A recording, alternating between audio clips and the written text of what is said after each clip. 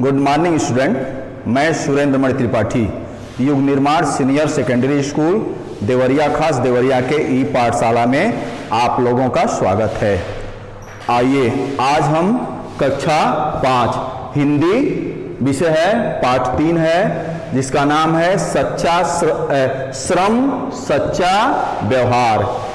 एक कहानी है, आज इसके बारे में हम लोग आज पढ़ेंगे, फिर लिखेंगे, समझेंगे। पहले आइए हम लोग शब्दार्थ पे देखिए। काम चोर, काम से जी चुराने वाला। नहीं कहा जाता है कि बहुत लोग उदाहरण देते हैं कि एक काम कर दो, तो आदमी कोई काम नहीं करता है तो लोग कहते हैं तुम काम चोर हो, यानी काम से जी चुराने वाला। घाट, जहां धोबी कपड़े धोते हैं। एतराज, आपत्ति। एकाध, एक या दो। तलाश, खोज। श्रम, मेहनत होता है। चौपाया, 4 पैरों वाले। आहार, भोजन। शाकाहारी।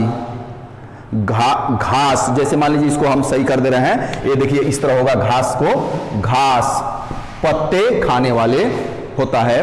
तो ये था आपका शब्दार्थ। आइए आप लोग बुक निकालिए और लेसन 3, उसका नाम है श्रम सच्चा व्यवहार। एक कहानी है। देखिए, यह पूरी दुनिया श्रम पर टिकी है और श्रम करना ईश्वर की आराधना करने के समान है। जो व्यक्ति वास्तव में श्रम करके अपनी जीविका जुटाता या कमाता है, समाज में उसका बड़ा मान सम्मान होता है। यानी कहने का तात्पर्य यह है कि हमें मेहनत करना चाहिए। मेहनत जब करेंगे तो भगवान भी हम पे प्रसन्न रहेंगे। और जो लोग मेहनत से अपना जीविका मतलब अपने परिवार का पालन पोषण करें, भोजन करें, उसके लिए करना होगा, तो भगवान भी हमें अच्छा आशीर्वाद देंगे। उसके बाद देखिए, इस प्रकार संतोष और गर्व का अनुभव होता है, चाहे वह काम छोटा हो या बड़ा। काम से मतलब नहीं है, काम छोटा भी होता है, काम बड़ा भी होता है। जो भी काम हम करेंगे, मेहनत से करेंगे, सच्चे दिल से करेंगे, तो उस पर हमको क्या होगा? गर्व होगा, अभिमान होगा। आइए देखिए, एक था धोबी, मेहनती और ईमानदार था। धोबी मेहनत भी करता था और ईमानदार भी था। उसके पास एक गधा था, वह कामचोर भी था और बेईमान भी था। धोबी लोगों के कपड़े गधे पर लाद कर घाट पर ले जाता। घाट वही हो गया जहां कपड़ा धोया जाता है। उन्हें पटक पटक कर धोता, यानी किसको धोता? कपड़े को धोता। फिर धुले कपड़े को गधे पर लाद कर घर लाता और लोगों तक पहुंचाता। यानी जिनका कपड़ा वो ले जाता था, फिर वहां उसको धोता था, सुखाता था, फिर वापस उसको गधे पे लाद करके सबके घर पहुंचाता था। गधे को धोबी के कपड़े धोने पर कोई एतराज तो नहीं था, पर कपड़े धोने से वह नाराज था। मतलब जो गधा है वह धोबी कपड़ा धोता था, साफ करता था, उससे उसको कोई परेशानी नहीं थी। लेकिन वह कपड़े का जब बोझ अपने पीठ पे लाद करके लाता था, ले जाता था, इसीलिए वह नाराज रहता था। वह कभी कभी रास्ते में ही बैठ जाता था, इससे धोबी नाराज हो जाता। और कभी कभी गधे को एक आध डंडा भी मारता था। गधा और भी नाराज, जब धोबी गधे को डंडे से मारता तो गधा क्या होता? और भी नाराज हो जाता था। वह केवल बैठे बैठे खाना चाहता था। कौन? गधा। वो क्या चाहता था? केवल बैठे बैठे खाना चाहता था। इसलिए एक दिन वह धोबी के घर से भाग गया। चलते चलते भोर हो गई, यानी सुबह हो गया। जब वो धोबी के घर से भागा, रात में भागा, चलते चलते उसको सुबह हो गई। गधे ने देखा कि वह एक घने जंगल से गुजर रहा है, यानी निकल रहा है। उसने चैन की सांस ली, मतलब उसको अब संतोष हो गया कि चलो मैं अब एक जंगल में आ गया हूं। उसे भरोसा हो गया कि यहां उसका मालिक नहीं आ सकता, यानी वो जान गया कि अब उसका मालिक उसको पकड़ने नहीं आएगा। वह अब धीरे धीरे चलने लगा। उसने एक नदी देखी, तब उसने थोड़ा पानी पिया, उसको प्यास भी लग गई थी, तो पानी पिया और बैठकर आराम करने लगा। जब वह फिर चलने को हुआ, तभी उसे एक आवाज सुनाई दिया, रुक जाओ। गधा डर गया। जब किसी ने कहा कि रुक जाओ, तो क्या हुआ? गधा डर गया। उसे लगा मालिक यहां भी आ धमका। वह भागने लगा। उसे दोबारा भी वही आवाज सुनाई दी, रुक जाओ, आगे मत जाओ। गधे ने आवाज की दिशा में सिर उठाया तो देखा कि एक काला कौवा उसके ऊपर उड़ता हुआ उसे रुकने के लिए कह रहा है। गधा रुक गया।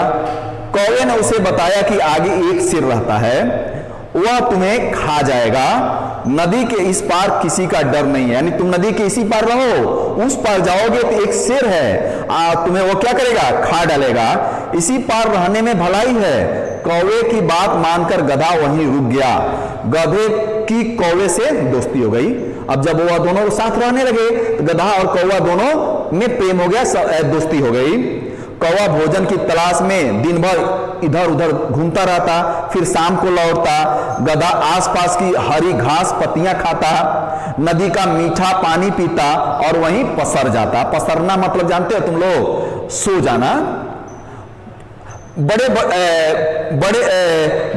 वह मोटा हो गया, बड़े मोटा हो गया, यानी जब वो खाएगा, कोई काम नहीं करेगा, आलसी की तरह वहीं बैठ जाएगा, सो जाएगा, तो वह मोटा हो गया। किसी को भी रख लीजिए, हम ही लोगों को रख लीजिए, अगर हम लोग रोज भोजन करें अच्छा से अच्छा, कोई काम धाम ना करें, एक जगह बैठे रहे, तो हम लोग भी मोटे हो जाएंगे और आलसी हो जाएंगे। अब उसका पेट भी बड़ा हो गया, अब वह जल्दी चल भी नहीं पाता था। एक दिन उसने कौवे से कहा, मित्र, तुम्हारा जीवन कितना अच्छा है, तुम जहां चाहते हो वहीं उड़कर चले जाते हो, तुम स्वस्थ भी हो, मुझसे तो चला ही नहीं जाता। कौवे ने उसे समझाते हुए कहा, मित्र, बुरा मत मानना, असल में तुम्हारे आलस्य के कारण ही तुम्हारी यह बुरी दशा हुई है। मैं भोजन की तलाश में दूर दूर तक उड़ता हूं, दूसरों के लिए न सही अपने लिए मेहनत करता हूं, इससे मेरा शरीर स्वस्थ रहता है, मुझ में चुस्ती भी बनी रहती है। बात गधे की समझ में अब आ गई। ईश्वर ने पक्षियों को पंख दिया है, क्यों दिया है? श्रम करने के लिए। मनुष्य के श्रम का साधन उसका हाथ है, मनुष्य अपने हाथ से मेहनत करता है। और चौपायों, जो चार पैरों वाले पशु होते हैं, वह उनके श्रम का साधन है उनका पांव, यानी पैर, चारों पैर। हिंसक पशु अपने आहार के लिए मेहनत करते हैं, शाकाहारी पशु उनसे बचने के लिए अपने भोजन के लिए भी मेहनत करते हैं। यह दुनिया श्रम पर, मेहनत पर टिकी है। बात समझ में आते ही गधा अपने मालिक के पास लौट गया और फिर वह कपड़ों को ढोने लगा। यानी इसके कहने मतलब, इस पाठ में कहने का मतलब यह है कि हमें आलस्य नहीं करना चाहिए, श्रम मेहनत करना चाहिए और मेहनत से काम करना चाहिए। इसके आधार पे कुछ प्रश्न है, वह प्रश्न आपको ग्रुप में भेजा जाएगा। उस प्रश्न का आंसर आप लोग लिख करके फिर अपने ग्रुप में भेजिएगा। अगर कोई भी समस्या होगा तो कमेंट करिएगा, उसका फिर से हम सॉल्व करेंगे। आज के लिए इतना ही, धन्यवाद।